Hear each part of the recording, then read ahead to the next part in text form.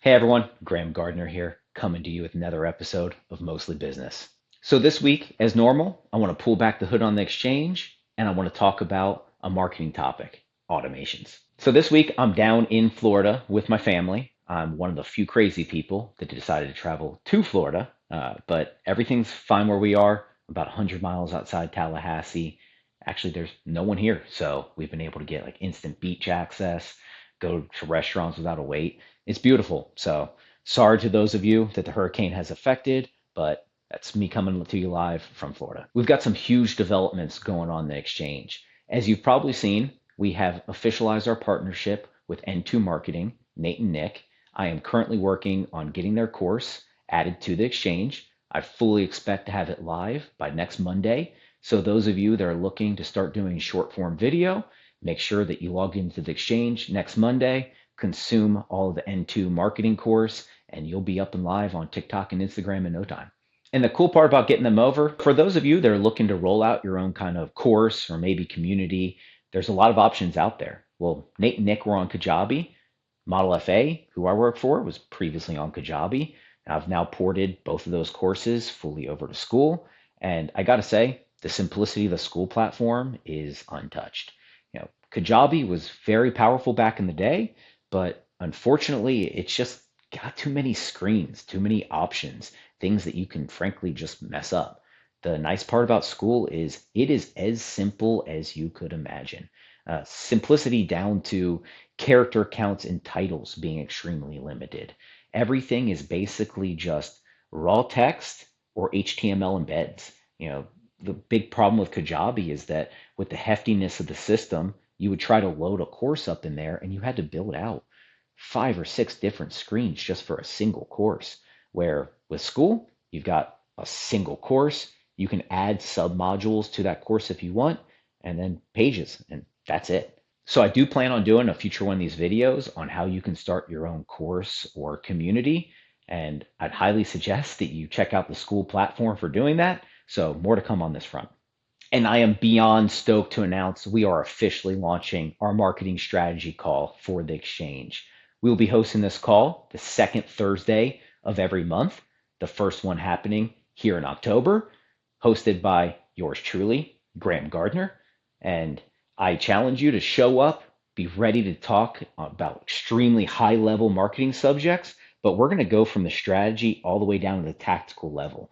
This is going to be an engaged call. I ask that everybody participate, mics on, cameras on. Nobody just wants to show up and hear me blab into the camera for 45 minutes. So I look forward to seeing you the second Thursday of this month, and we're going to have a great time. All right, so marketing topic of the day, automations. I'm going to give you a few do's and a few don'ts for successfully implementing automations into your business. Number one, start simple. Oftentimes, I see professional services firms try to create automations that tackle every problem that they have in their business. Well, one, that's not realistic. And two, you're setting yourself up for failure by trying to tackle too much at once. Where I see the most powerful automations happen with the clients that I work with are when people automate out very repetitive tasks that are extremely simple that come up either daily or multiple times a week. These could be things like when you get a new client, making sure that they get a client onboarding email, making sure that the folders are created in your Dropbox system, or even something as simple as just connecting with the client on social media. Where I commonly see professional services firms fail with their automations, or where they try to tackle everything in their business with one or two simple automations. The key word there is simple. Automations are supposed to be simple. You can't automate out something that you can't do yourself manually. If you're not able to work through it, then how can you expect an automation and API to go and do the task for you? The number one mistake that I see advisors make when they try to introduce automations into their business, they try to automate out something that they probably couldn't even do themselves manually. Extremely complex tasks. If something's complex, then it probably needs a layer of human eyes on it. So again, let's go back to the power of simplicity. If you're able to automate out something that takes 1, 2, 3 minutes, yeah, you might be able to justify to yourself, hey, I could just do that in real time. It's not a big deal. You're right. It's not a big deal. And that's why you should automate it. If you're able to onboard a new client and have tasks that take 1, 2, 3 minutes automatically eliminated for you, that means you're giving yourself scale. As you onboard more and more clients, you don't have to go and do those repetitive tasks. You don't have to send those repetitive tasks to a VA and then follow behind them and make sure that the task was done correctly. And then also, every single time that you kick off that process, it is done for you, allowing you to skip to that next step. The second biggest takeaway I would challenge you to consider: involve your stakeholders. Oftentimes, I'll see marketing or IT departments take something, try to automate it, run with the ball, and then they present it to their team after the fact, not getting key input from stakeholders. This is just going to create one, animosity from those stakeholders for not being involved in that process, and two, a bunch of wasted time because you don't know the nuances around their day to day. Involve your key stakeholders, find out what they are actually looking for, and create your automation around that. And on the flip side of this, what I see firms probably do incorrectly most often: very limited documentation.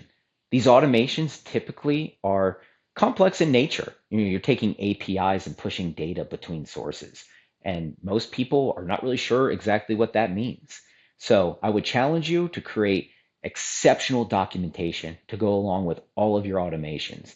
Provide that documentation out to your team so they know what's happening on the back end. They understand the technology and processes that are supporting their day-to-day activities. My third biggest tip: plan for scalability. This does not mean create automations that have your entire scale thought out within them, but creating micro automations that all attach to each other. So when I take on an automation project, the very first thing I do is break the project down into phases. And then each of those phases is going to live as its own automation. And then lastly, I'm able to switch up the automation and change things out easier because it is broken down into modules and things are less reliant on other portions of the automation. Meaning, if I automate out something that's 10 stages long and I go back and change out multiple of those steps in there, I'm more likely to break this automation. But if I have that 10-step automation broken into maybe 4 phases, it's way less likely that I'm going to go in, change something, and break my entire automation. And if I do break it, I know exactly what phase of my automation it's programmed into. And the flip side of this: don't assume that there's a one size fits all answer. Oftentimes, I'll see firms roll out some kind of automation and it doesn't work for every department, yet they try to strong arm every department into using that same technology. You need to sit down and think about what creates the best user experience and gives you the most scale. So like anything, get feedback, open up the conversation to figure out what the end goal truly is. The end goal is not creating an automation. The end goal is deploying an automation that allows you to achieve your goals quicker, easier, and cheaper. So those are 3 things that you should do and 3 things that you shouldn't do. And this wouldn't be a complete video on automations if I didn't talk about what automation platforms I love. So probably my favorite automation platform would be Zapier, but Zapier's unfortunately getting very expensive. So if you do want to explore using Zapier, I would challenge you to find the processes that make.com cannot handle, run those through Zapier, and then push everything else to make.com. Make.com has something like 10% of the cost per automation run is Zapier. So you're going to save yourself a lot of money if you handle the bulk of your automations through make.com and only use Zapier for the things that Make just is not ready to handle at the moment. I'd say my second favorite automation platform by far is monday.com. We use monday.com as our lead CRM, meaning we don't pull leads into our actual CRM system. Our CRM is dedicated just to clients and client data for cleanliness purposes. So we use monday.com to house all of our lead data. And Monday has a ton of built-in automations, very slick, smart things that you can do within the platform. This one keeps things built into right into monday.com. So when I am working within a project and something goes wrong, I can easily identify what it is within that system versus having to go out then to Zapier or Make and try to figure out what broke. And then most importantly, Monday natively integrates with something like 300 different platforms, all the way from your Gmail to your Facebook ads. So a lot of things that Zapier can't necessarily do. Like I have a dashboard in my Monday system specifically for the Facebook campaigns that I manage. So every day I can log just into Monday. I can see what all of my key metrics are across my advertisements. And so in terms of tools, that's it. Not a whole lot in terms of what my favorite automation tools are, but those three platforms right there, Zapier, Make.com, and Monday.com, will give your business so much scale in terms of taking very repetitive tasks off of your plate, allowing you to focus on the big picture. So that's it for today. It wouldn't be a proper video if I didn't go over these last two things. So first and foremost, we have 561 members in the exchange. We are ranked as 1,627th community. And then the second thing, my guy Frank's got to make an appearance. So we're down here in Florida, like I said, chilling with the family and the dog, and I'll see you guys next week. Thank you.